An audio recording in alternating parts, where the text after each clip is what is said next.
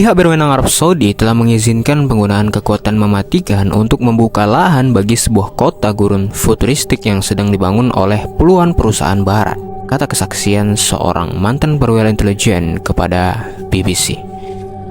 Kolonel Rabi Al-Nezi mengatakan ia diperintahkan untuk mengusir penduduk dari satu etnis di negara bagian teluk itu untuk memberi jalan bagi The Line, sebuah bagian dari mega proyek kota ramah lingkungan atau NEOM.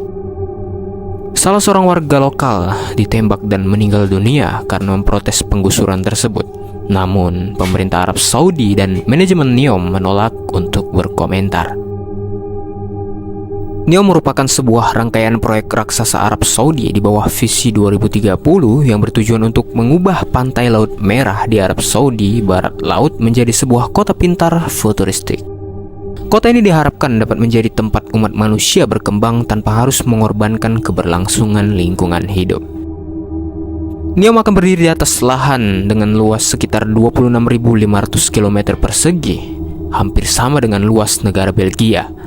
Proyek NEOM juga akan membentang sepanjang 468 km garis pantai. Tak tanggung-tanggung, dana yang dikeluarkan untuk proyek NEOM ini mencapai 500 miliar dolar Amerika Serikat atau setara dengan 8 kuadriliun rupiah. Dana ini mereka dapatkan dari dana investasi publik kerajaan Arab Saudi dan para investor lokal hingga internasional. Proyek tersebut pertama kali diluncurkan tahun 2019 oleh Pangeran Mohammed bin Salman bin Abdul Aziz. Nama NEOM sendiri diambil dari dua kata yang berbeda. Tiga huruf pertama dalam kata NEOM berasal dari bahasa Yunani kuno yaitu Neo yang arti baru. Selanjutnya huruf M merupakan huruf pertama dari kata mustaqbal, sebuah kata berbahasa Arab yang memiliki arti masa depan. Dan huruf M sekaligus juga merupakan huruf pertama dari nama sang putra mahkota yaitu Mohammed bin Salman. Ada 4 subproyek yang akan dibangun yaitu The Line, Oxagon, Trojena, dan Sindalah. Namun proyek andalannya ialah The Line yang digadang-gadang sebagai kota bebas kendaraan dengan lebar hanya 200 meter atau setara dengan 656 kaki dan panjang 170 km atau setara dengan 106 mil. Menurut informasi, target dari proyek ini dilaporkan akan selesai sekitar 2,4 km pertama pada tahun 2030. Mereka bisa terus mengatakan itu dan kita bisa terus membuktikan bahwa mereka salah. Demikianlah tanggapan Mohammed bin Salman dalam sebuah dokumenter TV yang disiarkan pada Juli tahun 2023 ketika berbicara tentang skeptisme sebuah proyek NEOM ini. Namun skeptisme ini berujung menjadi kenyataan hanya hampir setahun kemudian.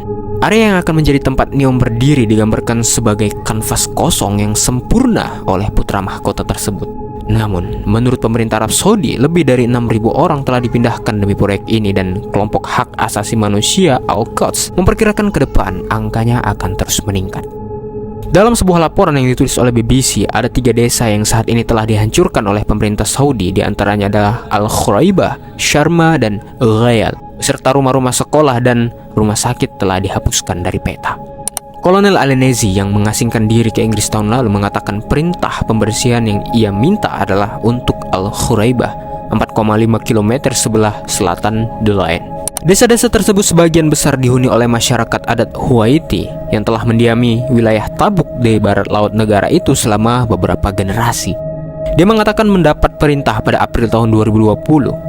Perintah itu menyatakan bahwa suku Huwaiti terdiri dari banyak pemberontak dan siapapun yang terus melawan penggusuran tersebut harus dibunuh.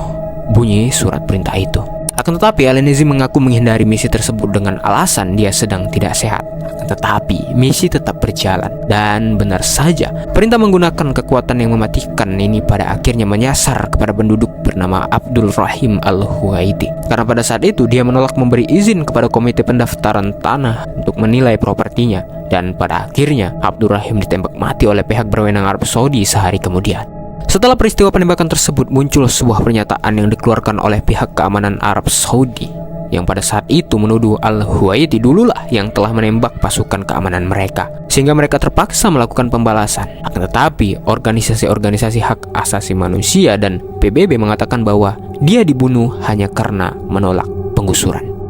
Setidaknya 47 penduduk desa lainnya ditahan setelah menolak penggusuran ini. Banyak diantaranya dituntut dengan tuduhan terkait teror. Dari jumlah tersebut, 40 orang masih ditahan, 5 diantaranya terancam hukuman mati, kata Al-Quds.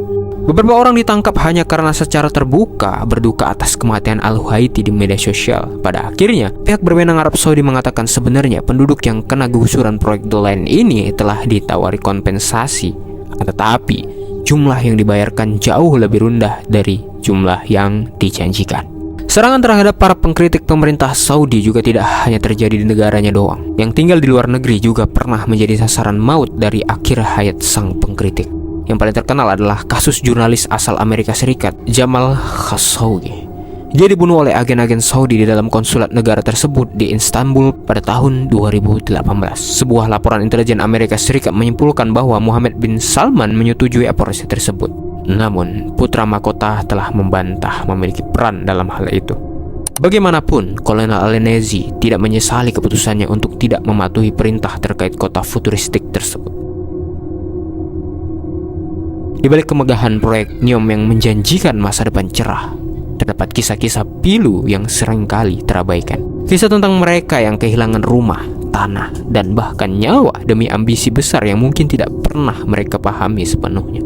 Kita harus ingat bahwa pembangunan sejati tidak hanya diukur dari gedung-gedung tinggi dan teknologi canggih, tetapi juga dari cara memperlakukan sesama manusia dengan adil dan bermartabat. Semoga suara-suara yang terluka dan tertindas ini dapat menjadi pengingat kita untuk semua bahwa kemajuan yang sejati haruslah inklusif, menghormati hak asasi manusia dan tidak meninggalkan siapapun yang ada di belakang. Mari kita doakan agar keadilan dapat ditegakkan dan mereka yang terdampak dapat menemukan kedamaian dan keadilan yang mereka cari.